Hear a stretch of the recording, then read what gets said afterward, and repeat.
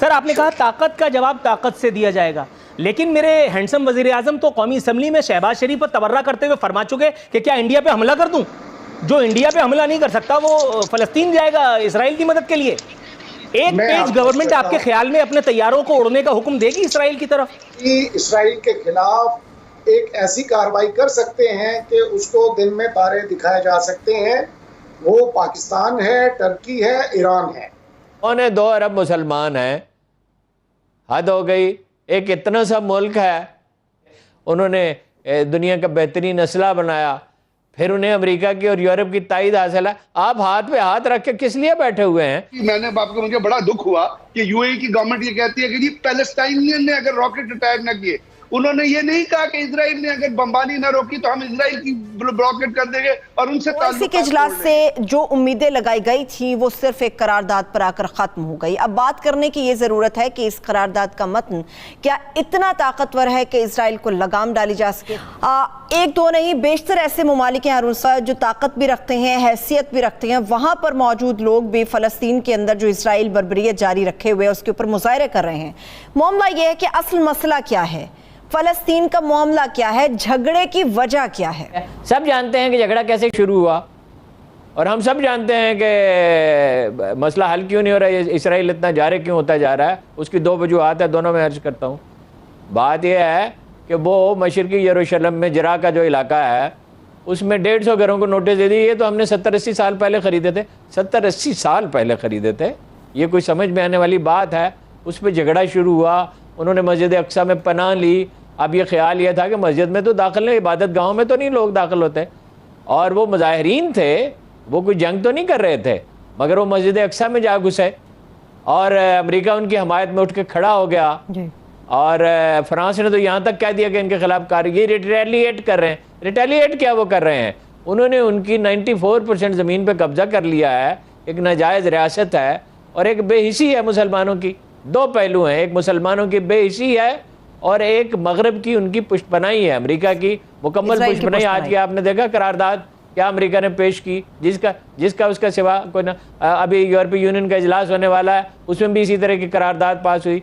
OIC में अगर लोग सिर्फ इतना कह देते हैं कि इसराइल के साथ ताल्लुकात में नजरसानी करेंगे तो आज एक तूफान उठ खड़ा होता। यूरोप में मुजाहरे हो रहे हैं, इस वक्त लंदन में मुजाहरा हो रहा है, पेरिस में अगर रोक दिया गया, वाशिंगटन में हुआ और जगह पे हुआ। क्या ये शर्म की बात नहीं है कि पाकिस्तान में इतने मुजाहरे भी नहीं हुए?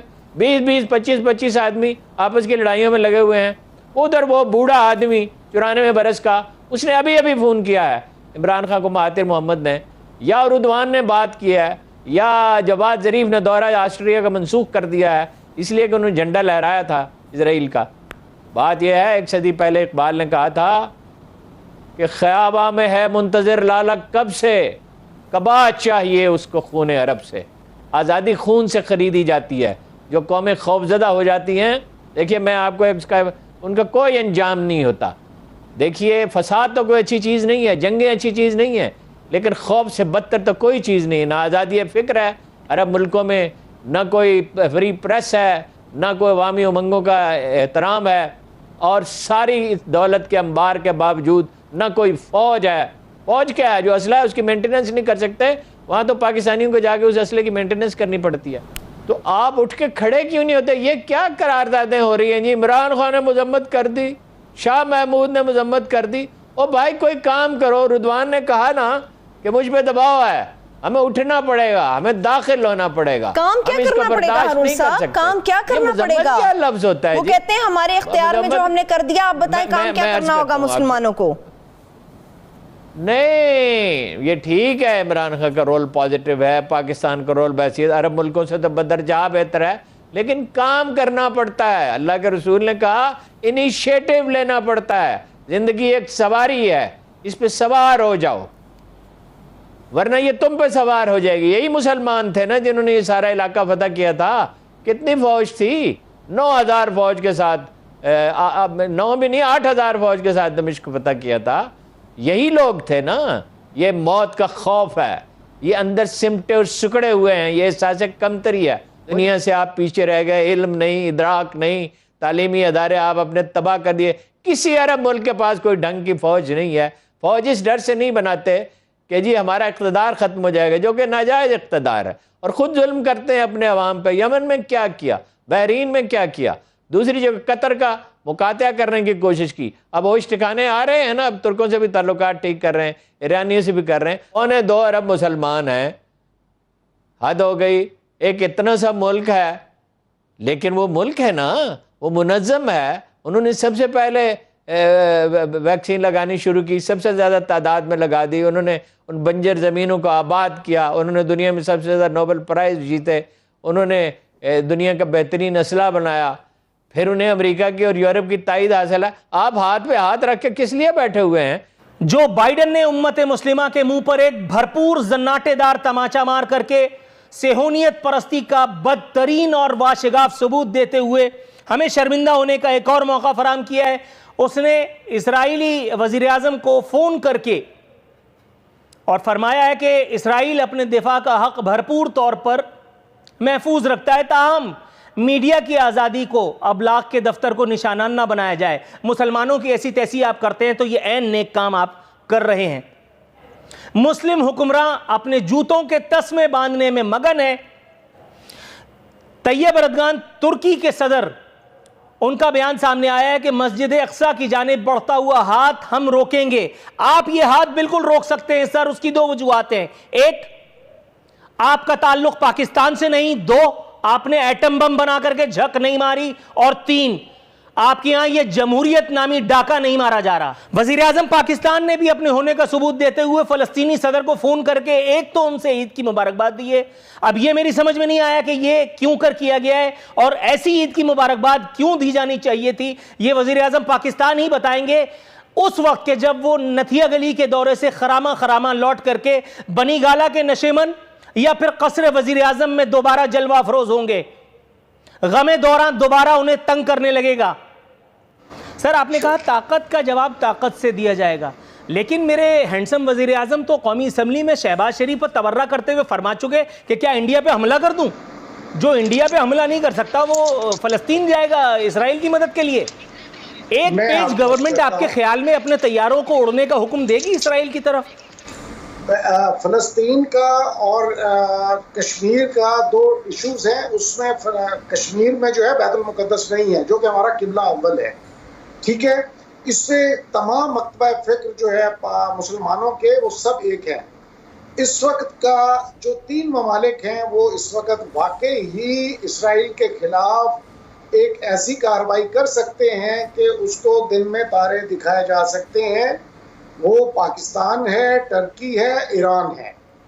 ठीक है, और हम सब के पास कुछ ना कुछ हवाले से वो कुछ मौजूद है जो अगर ये कंबाइन कर दिया जाए तो इसराइल को इस दहशतगर्दी से, इस जुल्म से रोका जा सकता है। जहां तक थोड़ा सा तवक्कुफ कीजिएगा, मैं आपकी तरफ आता हूँ। जनाब अमन, ये मुझे बताइएगा, एक नुक्ता ये आया कि हम तेल देना बंद कर दें।